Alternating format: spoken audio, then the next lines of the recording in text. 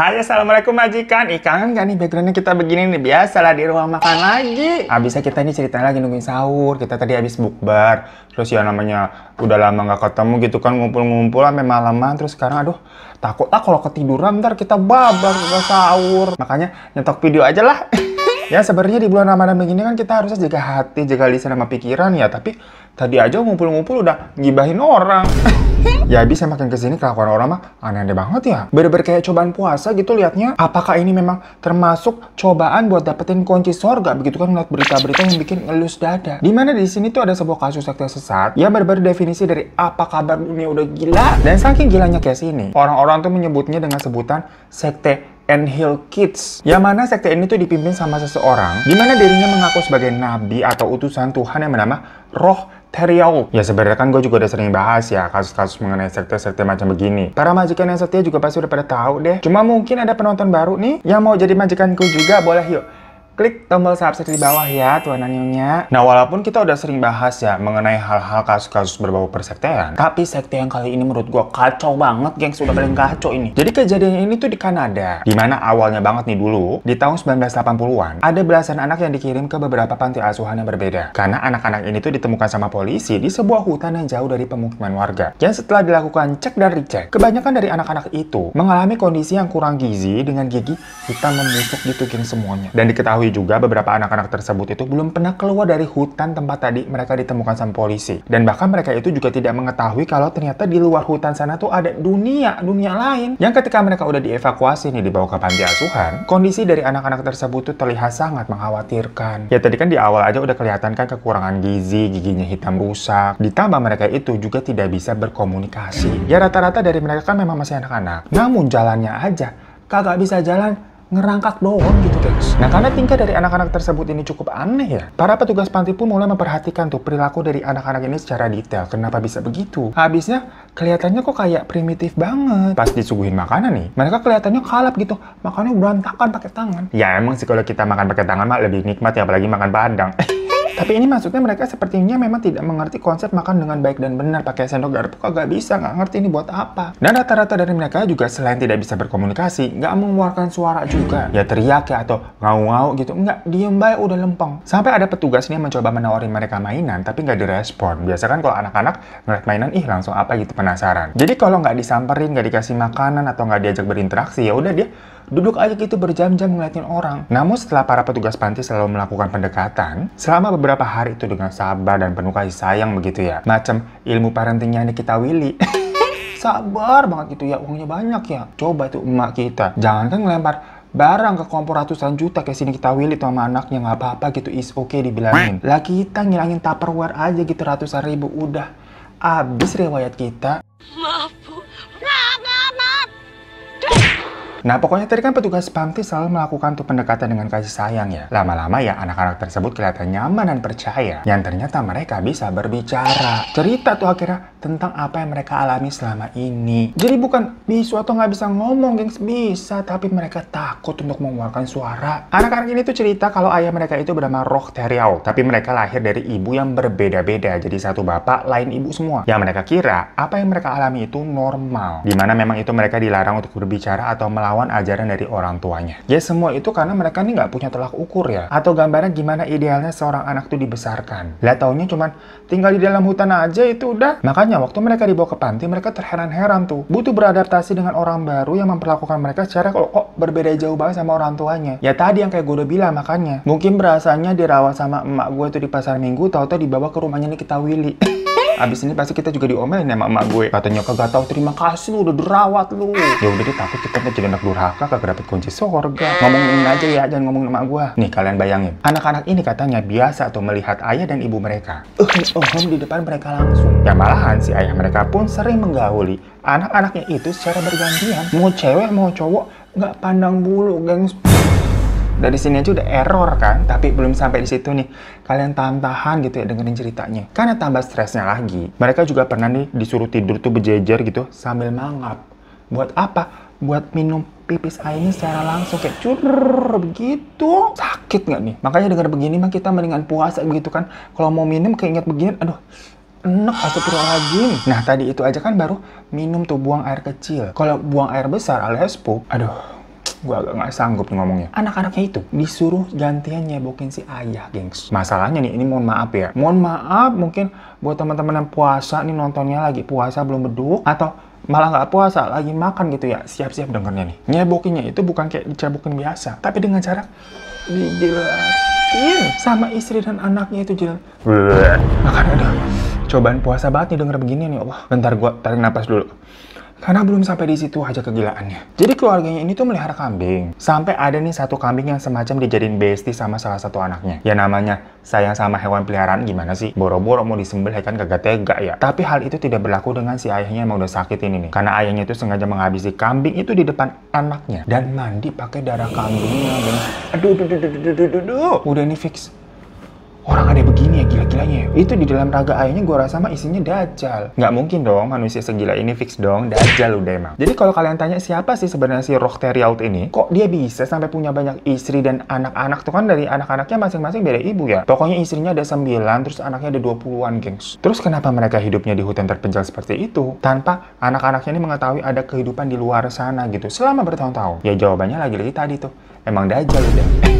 Terima kasih udah pada nonton ya. Sampai ketemu lagi di Mr. Sting selanjutnya. Habis pengen udahan aja nih, heran kok ada manusia kelakuannya kayak setan begini ya. Jadi si Roch Teriault ini tuh lahir pada 16 Mei 1947. Gak banyak informasi mengenai dia sedari kecil sih, gengs. Tapi diketahui katanya dia tuh putus sekolah semenjak kelas 7. Yang tapi nggak tahu kenapa juga. Apa misalkan maksudnya dia nggak suka sekolah, atau karena kehabisan biaya, atau karena apa gitu loh. Yang jelas setelah putus sekolah dia mulai belajar sendiri tuh baca-baca yang namanya Alkitab Perjanjian Lama. Nah di sini ada pelajaran buat kita juga nih, gengs. Misalkan kita nih mau belajar agama, ya diusahakan sebisa mungkin tuh ada guru yang membimbing yang lebih mengerti dan bisa menjadi tempat kita bertanya. Kalau enggak takutnya ya menafsirkan sendiri kayak keblinger sendiri begitu. Dan dia sendiri pun mengakui kalau katanya masa kecilnya itu merupakan korban kekerasan tuh. Dia sering dibully sama orang tuanya. Tapi sebenarnya pernyataan dia itu disangka sama para tetangganya dan orang-orang yang memang kenal sama dia. Menurut orang-orang lain nih, orang tua dari Roch ini tuh merawat dia tuh sampai apa ya, baik banget. Soalnya orang tuanya tuh punya 7 anak. Namun dari ke-7 anak itu, kelakuan dia aja yang emang agak lain dari dulu. Soalnya dia terkenal suka bohong ke teman-temannya, kayak bocah yang suka ngarang cerita gitu loh. Nah, sampai di tanggal 11 November 1967, waktu usianya itu menginjak 20 tahun, Roch ini tuh menikah dengan gadis bernama Frances Garnier yang saat itu berusia 17 tahun, guys. Dan dari pernikahannya itu, mereka dikaruniai awalnya 2 anak cowok, namanya Roch Sylvain sama Francois. Yang bisa dibilang waktu itu keadaannya si Roch ini masih bisa dikatakan apa ya, ya kayak orang normal lah, kagak ada aneh-anehnya. Nah, waktu itu suatu hari nih, istrinya katanya sakit perut. Yang kalau kata dokter, Frances ini tuh kena sindrom dumping, yaitu semacam gangguan lambung dan usus yang bikin tuh perut kram dan mual-mual. Nah, ngeliat istrinya sakit, Roch jadi kayak penasaran nih soal anatomi tubuh manusia. Kok bisa istrinya sering kram perut, dia mikirnya begitu. Dari situ dia mulai tertarik tuh untuk baca-baca buku-buku medis tentang ya tadi tuh anatomi tubuh manusia. Terus pembedahan serta pengobatannya tuh bagaimana. Dan makin hari nih, makin banyak tuh variasi buku yang dia baca. Yang membuat dirinya semacam lebih open-minded, namanya kan baca banyak buku, jendela dunia. Ditambah ya liberal juga tuh jadinya dia. Maksudnya pelan-pelan dia mulai berubah. Lah kan awalnya tadi kita udah ceritain. Dia getol belajar agama tuh, baca-baca buku agama yang dia tafsirkan sendiri kan. Lama-lama dia tuh membaca banyak-banyak buku dari berbagai genre lain. Dan malah dia tuh jadi mempertanyakan yang namanya Tuhan. Dari awalnya sering baca buku-buku agama, sampai baca buku tentang lain, terus dia bingung. Kalau gini tuh sebenarnya Tuhan ada apa enggak sih? Jadinya dia tuh udah jarang ke gereja, bahkan mulai meminta istrinya untuk berpakaian yang sedikit lebih seksi-seksi, kebuka-buka gitu dong. Mintanya malah begitu. Sampai menurut istrinya memang suaminya itu mulai berubah. Dan nggak sejalan dengan ilmu-ilmu agama yang diyakininya, kan istrinya kepincut karena mungkin kalau di dalam Islam ya kayak ini tuh suamiku bisa menjadi imam hidup gitu loh. Tapi makin kesini loh kok malah nggak percaya sama Tuhan. Ya akhirnya si Frances itu memutuskan untuk bercerai. Awalnya 2 anak mereka tuh dirawat secara bergantian. Tapi makin lama, setiap habis pulang dari tempatnya ayahnya nih si Roch, anak-anaknya kok jadi kayak nggak kekontrol gini ya kelakuannya ya. Kayak suka tantrum, banyak kelawannya, kurang ajar gitu sama ibu mereka. Sampai akhirnya si Frances ini tuh menyerah dan full menyerahkan ya udahlah anaknya itu dirawat aja sama si Roch. Singkat cerita masuklah di tahun 1970 nih, dimana Roch ini total mempraktikkan yang namanya gaya hidup sehat. Dia pokoknya menghindari tuh makanan-makanan tidak sehat dan bebas tembakau. Jadi dia juga udah nggak ngerokok. Healthy life banget cenah. Dari situ tahu-tahu dia berubah menjadi orang yang si paling healthy dan mendirikan klinik kesehatan. Ya masalahnya lagi, lah, dia kan bukan orang lulusan medis. Orang dia tadi juga udah putus sekolah, kan dari kelas 7 kita udah cerita di awal. Jadi klinik kesehatan yang dia bangun itu bisa dibilang macam apa ya? Klinik alternatif lah jatuhnya. Kayak teman cerita yang kemarin tuh Eko Toa. Yang mana tuh obat-obatannya serba herbal. Belajar otodidak kan dia, baca bukunya tuh banyak ya. Sebenarnya sih sisi positifnya dia baca buku, tapi keblinger aja. Dan dia tuh kayak mencampurkan ilmu pengobatan dengan keagamaan. Yang pokoknya nih maksudnya misalkan ada pasien yang datang nih, jadi kasih obat kan, terus dibilangin, jangan lupa percaya juga sama kekuatan Tuhan. Karena yang bisa menyembuhkan itu atas dasar izin Tuhan, begitu. Ya benar sih ya, cuman kalian dengerin aja lah ntar. Dia juga bilang tuh ke para pekerjanya, kalau kita nih bekerja untuk Tuhan, mencari ridhonya Tuhan. Jadi kita harus ikhlas nih membantu sesama. Jangan sampai ada orang yang sakit tapi masih kita bebankan biaya yang besar begitu. Kasihan. Ya tentunya kalimat-kalimat seperti itu membuat orang-orang banyak yang kagum gak sih? Macam, ini orang hatinya baik bener ya, tulus banget ya. Dan kebanyakan yang kerja di klinik itu memang adalah perempuan. Nah, namanya perempuan dikasih kata-kata baik-baik begitu ya, macam kata-kata kuat dari kepincut, menganggap memang si roh ini tuh apa ya, panutan. Mereka yang awalnya cuma bekerja, lama-kelamaan lebih kayak mirip ke pengikutnya si roh. Karena selain kerja di sana mereka juga tidurnya di klinik, gengs. Pokoknya roh Terialt ini tuh mereka anggap sebagai apa ya, sosok yang dihormati dan mereka segani. Nah, makin lama roh ini kayak berasa flirting tipis tuh ke mereka. Jadi sering ngobrol lebih dalam, diskusi dan bercanda juga. Padahal si roh ini semenjak cerai tadi sama istrinya, dia udah punya kekasih baru lagi tuh bernama Gabriela Valley. Nah, melihat kedekatannya si roh sama para pekerja yang perempuan-perempuan ini, tentunya si Gabriel jealous ya. Karena bisa dibilang si Gabriel ini tuh nemenin roh tuh dari nol. Waktu dari cerai kan terpuruk, nggak punya apa-apa, terus bangun dunia perklinikan itu sama-sama mereka. Nah, karena takut si roh ini akan berpaling ke cewek-cewek lain, akhirnya Gabriel ini secara satu-satu minta dinikahin. Namanya cewek kan biasa suka nuntut, nikahin aku nggak? Dan ya udah benar tuh dinikahin sama si roh, iya. Tapi kenyataannya nggak ada yang berubah setelah menikah juga. Jadi cuman statusnya aja berubah dari pacaran jadi beneran suami istri. Tapi kelakuannya si roh masih tetap aja deket sama cewek-cewek lain. Sampai akhirnya si Gabriel ya gedek lah ngelihat suaminya ini masih terlalu dekat sama cewek-cewek itu. Dibilang nih sama si Gabriel, kamu pilih aku dan bayi kita atau kamu pilih mereka? Kalau kamu pilih mereka, aku yang pergi. Tapi kalau kamu pilih aku, bubarin itu klinik biar kamu nggak usah dekat sama cewek-cewek itu lagi. Kita mulai lembaran baru, kita mulai pekerjaan baru. Nah, dikasih pilihan seperti itu, si roh ini kayak mikir gitu. Jadi mungkin dia ada sisi beratnya juga lah meninggalkan kliniknya tersebut. Dan akhirnya roh ini tuh menetapkan pilihannya, gengs. Apa coba pilihannya? Akhirnya dia meninju dan menjambak si Gabriel. Terus dia kurung dengan keadaan si Gabriel gila kan tuh. Sampai akhirnya si Gabriel itu merasa ketakutan dan mematuhi semua omongannya si roh tuh. Jadi nggak berani komentar apa-apa lagi. Udah nggak berani nuntut-nuntut, demand gitu, nggak, diem. Dan semenjak itu si roh ini malah makin menjadi-jadi, kayak dia merasa punya kuasa sampai si Gabriel ini juga nggak berkutik. Ya udah dia tidur tuh dengan banyak pengikut wanitanya. Dimana para cewek-cewek tersebut sebenarnya udah kayak semacam apa ya, dicuci otak. Ya mereka nggak keberatan tuh untuk melayani si roh tanpa keterpaksaan. Suatu hari nih, ada seorang pria yang sangat putus asa gitu kelihatannya datang tuh ke kliniknya si roh sambil nangis-nangis. Dia cerita kalau istrinya itu menderita leukemia dan sedang dirawat tuh di rumah sakit. Tapi dokter ini katanya nggak bisa ngasih kepastian apakah istrinya tuh yang bernama Geraldine bakalan sembuh atau enggak. Ya dokter pokoknya kayak cuma bilang template gitu kalau mereka akan berusaha semaksimal mungkin. Nah, dengan memanfaatkan keputusasaan suaminya itu, si roh ini berbicara dengan apa ya, nada yang memotivasi, yang berwibawa, macam mengeluarkan quote-quote. Tenang aja.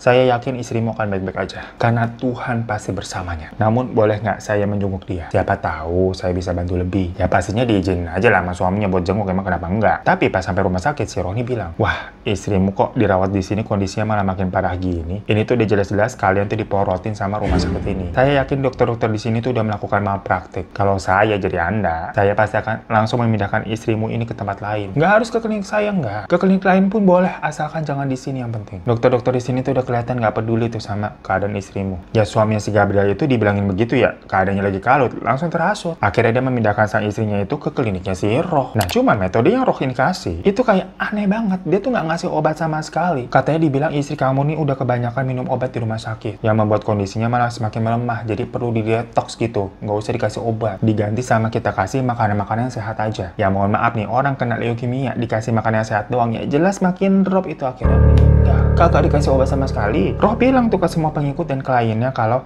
si Gabriel ini udah nggak ada. Tapi dia ini dapat semacam wahyu dari Tuhan yang bilang kalau Tuhan tuh sayang sama dia, sama Gabriel. Dan memang Gabriel ini sudah waktunya balik untuk menemui Tuhan. Di situ orang-orang jadinya bukan fokus ke kegagalannya si roh dalam mengobati orang. Melainkan orang ini beranggapan berarti si roh ini bisa langsung berbicara ke Tuhan. Karena kan tadi dibilang katanya Tuhan tuh memberitahu dia sayang sama Gabriel dan memang sudah waktunya untuk pulang kan. Dari situ ujung-ujungnya si roh malah dianggap nabi yang punya kelebihan bisa ngomong langsung ke Tuhan. Lah sableng banget ya ayah yang wahai. Lama-lama, sebuah klinik alternatif yang proses pengobatan dan perawatannya kagak jelas modelan begitu tuh ya, kagak ada semua habisnya. Pada metong-metong semua, lama-lama ya sepi pasien lah. Jadinya kalau sepi pasien apa? Nggak ada pemasukan. Sementara kan pekerja-pekerja roh ini tuh harus tetap makan ya, gimana pun juga nggak bisa cuma makan kata-kata. Emangnya lu mau makan pakai cinta? Tapi lagi-lagi si roh ini tuh bilang ke para pengikutnya, kalau Tuhan itu udah memberikan kita hidup gratis. Namun kita nih sebagai manusia yang terkadang serakah banyak maunya. Jadi mulai sekarang kita harus hidup lebih sederhana, nggak boleh serakah. Kemarin saya sudah bermeditasi, dan saya kembali bisa berbicara lagi dengan Tuhan, di mana Tuhan mengatakan kalau kiamat sebentar lagi akan terjadi. Tapi kita nih, dipilih oleh Tuhan untuk bisa diselamatkan olehnya. Kita semua bisa selamat kalau kita pindah ke tanah suci dan hidup di bawah bimbingan saya. Jadi bilangnya kayak habis dapat wangsit, macam dapat wahyu. Padahal mah sebenarnya dia bingung, udah kagak punya duit buat ngebiayain seluruh biaya operasional kliniknya. Nah, 3 hari setelah itu, si roh ini membawa semua pekerja macam jadi pengikutnya ya. Jumlahnya ada sekitar 20 orang. Ada cowoknya sih, tapi memang kebanyakan cewek semua. Itu pergi tuh menyusuri bukit hingga ke kaki gunung untuk mencari katanya namanya tanah suci yang dikatakan Tuhan pada si roh yang tadi dapat wahyu. Dan setelah mendaki selama 2 hari, lah lama bener ya 2 hari, ngelebihin teman cerita pendakian. Mereka pun sampai nih di sebuah kaki gunung yang lokasinya dekat sama sungai, yang kemudian mereka menyebut daerah itu sebagai Gunung Abadi. Makanya pergumulan ini tuh akhirnya disebut sebagai Ant Hill Kid. Tapi namanya tiba-tiba pindah ke tengah hutan begitu. Otomatis ya awal-awal mereka harus sangat survive banget ya. Diriin tenda sendiri, nyari makan sendiri sama kayu bakar. Yang semuanya pakai tenaga gitu di alam. Kocaknya nih ya, awalnya kan tadi kita udah cerita juga, roh itu menerapkan yang namanya pola hidup sehat. Tapi semenjak tinggal di hutan itulah boro-boro hidup sehat. Bisa makan hari itu aja udah syukur. Karena ternyata jumlah makanan yang didapat itu nggak pernah mencukupi untuk semua orang, semua pengikutnya dia. Alhasil apa? Para pengikutnya tuh sering merasakan lapar, macam disuruh puasa mulu. Ya dengan kondisi perut kosong, pikiran kosong, jadilah doktrin-doktrin yang diucapkan sama si roh itu gampang masuk ke mereka. Udah mereka gak bisa mikir. Dibilang tuh sama si roh, Tuhan mau kita mampu bertahan dan melewati semua ujian ini. Dimana kita memang hidup dalam kekurangan, tapi dengan kondisi kekurangan ini, Tuhan berbaik hati memperbolehkan kita nih memakan apa saja. Karena judulnya di sini kita tuh mencoba untuk bertahan hidup. Dimana nanti Tuhanlah yang akan menyehatkan kita dengan cara.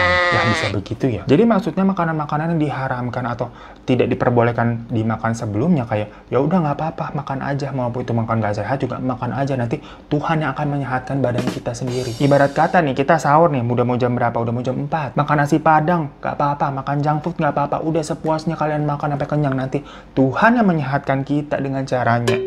Bisa begitu ya? Ya kan udah aneh begitu padahal ya. Tapi pengikutnya tuh tetap aja percaya, gengs. Ya semua karena tadi tuh udah dicuci otak, nurut-nurut baik lah. Lapar kagak bisa mikir pakai jernih. Nggak bisa mikir dengan jernih. Ngomong-ngomong udah mau jam 4, kita izin sahur dulu bentar ya, gengs ya. Ntar kita toto imsak belum makan. A few moments later. Alhamdulillah, 40 menit lagi ntar imsak ya.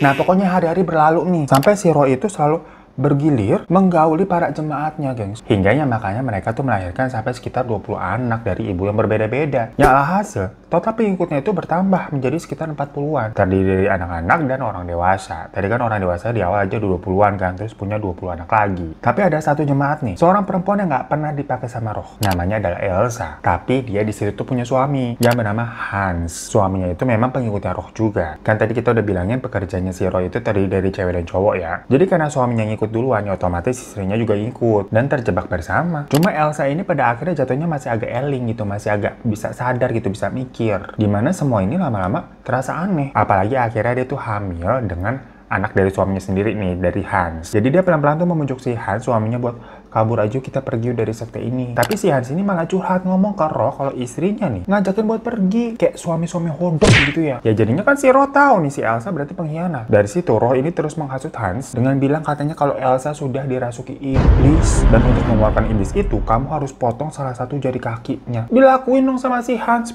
Aneh banget kan? Dan semenjak saat itu muncullah fatwa baru. Menurut roh nih, terlalu banyak diskusi dengan sesama para pengikut yang lain itu akan bisa menimbulkan masalah dan membuat mereka ini lalai pada Tuhan. Jadi dia memerintahkan para jemaahnya untuk gak saling bicara satu sama lain. Diam aja udah. Mereka nih baru boleh bicara ketika memang diminta sama si roh. Nah makanya hal itu tuh menjadi jawaban kenapa tadi di awal cerita anak-anak yang ditemukan tuh nggak mau pada ngomong. Karena mereka memang pas lahir gitu kan dari kecil diajarinnya begitu dari awal. Namun sebenarnya walaupun jemaat ini tuh tinggalnya di tengah hutan, mereka itu tidak sepenuhnya tertutup, gengs. Ada orang luar yang beberapa kali tuh datang berkunjung untuk kayak semacam melakukan sesi wawancara. Dan dari beberapa mereka yang datang itu memang menganggapnya kalau orang-orang ini tuh semacam kayak sekte primitif yang memang sesat, tapi nggak dikit juga yang abis datang nih mau wawancara niatnya lah malah ke doktrin sama omongan-omongannya si Roh yang jadinya malah ngikut lah ya wae. Nah, polisi setempat juga sebenarnya udah mendengar nih soal keberadaan dari jemaat ini, tapi waktu itu memang polisi tidak bisa berbuat banyak karena tidak adanya laporan kejahatan ataupun hal-hal kriminal dari para jemaat ini. Misalkan mereka membuat gaduh hutan atau melakukan pencurian, kekerasan dan tindak kriminal lainnya, ataupun misalkan tindak pemerkosaan. Tapi kan masalah di sini para jemaatnya dengan sukarela gitu, nggak ada yang terpaksa, jadi nggak bisa dong kalau nggak ada yang lapor. Ya habis gimana? Udah diperlakukan kayak begitu, nggak ada juga yang lapor polisi. Kalau nggak ada laporan, ya polisi juga nggak bisa bertindak. Sampai suatu hari, anaknya Elsa nih, udah brojol gitu kan, masih di sekte itu, tumbuh besar sampai 2 tahun, sakit, gengs, nangis-nangis terus. Nah, Roh yang melihat si anak itu terus-terusan nangis, dibilang kalau si anak itu kena gangguan saluran kemih dan harus segera disunat. Dengan ilmu yang seadanya, ini di hutan gitu ya. Alat-alat apa sih kagak steril lah. Si Roh ini tuh jadi mantri dadakan. Ngunat itu, gengs. Yang ujung-ujungnya bukannya bener gitu ya, jadi bagus bentuknya, malah infeksi. Dan anaknya Elsa nggak selamat. Nah, hal itu diketahui sama salah satu wartawan nih, yang menganggap loh ini si Roh ini merasakan juga ternyata. Karena sampai ada yang tewas nih pada akhirnya. Dilaporinlah ke polisi. Jadi hal itu baru dianggap sebagai celah di mana si Roh ini telah melakukan tindakan lalai yang bisa menyebabkan tuh tadi hilangnya nyawa anaknya dari si Elsa. Kalau tadi kalian nanya yang kasusnya Gabriela yang leukemia, kan itu juga sebenarnya malpraktik ya, cuma kan belum kecium sama wartawan, belum diketahui. Dan setelah dilaporkan mengenai tadi itu anaknya Elsa, si Roh ini dipenjara. Jujur, tapi di sini emang sebenarnya kayak dicari-cari alasan gitu untuk bisa mempenjarakan si Roh. Karena polisi juga memang menganggap sekte ini tuh kan meresahkan, mengingat keadaan dari para anak-anak yang tinggal di sana tuh kayak aduh kurang gizi, memprihatinkan. Tapi sebelumnya mereka nggak punya laporan apa-apa, jadi nggak bisa nahan. Nah, tapi setelah ada kasus kalau si Roh ini telah lalai gitu kan, sampai anaknya si Elsa meninggal, ya udah nih langsung ditahan. Setelah Roh di penjara, para jemaatnya pun jadi terpecah. Ada yang memutuskan untuk pergi, tapi nggak sedikit juga yang memutuskan untuk tetap tinggal setia bersama si Roh. Dari sekitar tadi 40-an jemaat ya, sekarang Roh kembali punya sekitar 20-an aja. Yang mana si 20 orang ini tuh masih sering menjenguknya di dalam penjara. Hingga setelah 2 tahun di penjara, Roh ini akhirnya dibebaskan. Dia kembali berkumpul dengan para jemaatnya tuh yang sekarang berjumlah sekitar 22 orang, karena dari mereka itu melahirkan anak yang ada 2. Setelah mereka kembali berkumpul, mereka pindah tuh dari hutan yang awal tadi tuh menuju ke daerah yang lebih terpencil lagi. Dan di sana mereka menjalani hidup seperti yang 2 tahun sebelumnya. Jadi nggak ada yang berubah gitu loh. Namun lama-kelamaan si Roh ini malah makin barbar, bukannya makin tobat. Dia selalu menghukum nih para jemaatnya yang mulai membangkang atau tidak setia pada dia. Lagian para jemaatnya itu juga aneh gitu ya. Waktu yang 2 tahun kemarin si Rohnya di penjara, bukannya pada kabur, malah nungguin sampai balik gitu ya. Nah, sebelumnya mereka udah merasakan kehidupan yang absurd begitu. Lu kalau punya otak, pakai otak dong. Dimana kali itu si Roh ini nggak segan-segan buat motong lengan para jemaat yang membandel atau nyiram air panas yang mendidih, yang pokoknya jatuhnya kelakuan-kelakuan psikopat gitu yang serem-serem. Sampai yang tadi kita udah bilang tuh di awal, kalau dia pup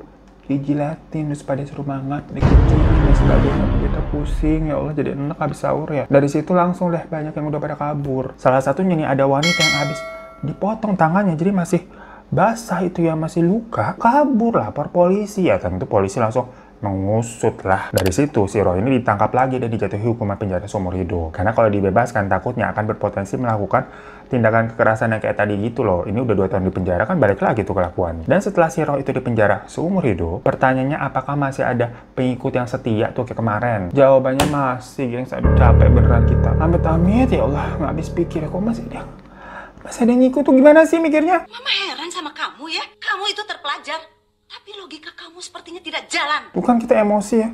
Udah sabar-sabar. Gue nggak paham soal ini, doktrinnya emang sekuat apa sih sampai orang tuh jadi kayak bodoh begini. Kita mau berkata-kata kasar tapi aduh, udah terlalu lemas kita nih. Karena si pengikut-pengikut yang setia itu masih sering tuh jengukin di penjara sampai menyalurkan hasrat biologisnya si Roh di sana. Karena kan kalau di penjara emang bisa ya ada ruangan khusus tuh buat kayak hubungan suami istri. Tapi kan ya benar-benar berarti apa kabar dunia? Sementara dinas sosial yang ngeliat kondisi anak-anak yang tadi ditemukan di dalam hutan, langsung ngambilin itu anak disebar ke panti asuhan yang berbeda-beda buat dirawat dengan baik kayak cerita kita tadi di awal. Hingga pada 26 Februari 2011, di usianya 63 tahun, Roh itu ditemukan tewas karena berantem sama napi di satu salnya. Jadi satu sal tuh cekcok. Dan berakhirlah gengs kisah dari nabi palsu ini si Roh Teriol yang bener-bener kita capek banget ya ceritanya, ya Allah. Mendengar-dengerin kisah-kisah nabi yang bikin hati kita tentram lah ya. Gue nggak paham bener dah. Bukan perkara sesat apa bagaimana nih ceritanya. Tapi perlakuan dia aja kan udah di luar nurul. Tapi kok masih ada gitu aja yang setia. Bener-bener kita emang suka nggak habis thinking sama kelakuan sama pemikiran orang. Ya udahlah. Ini kita juga udah mau imsak, udah 4.14, 4.40, nanti kita imsak, kita mau siap-siap lagi, minum yang banyak gitu ya.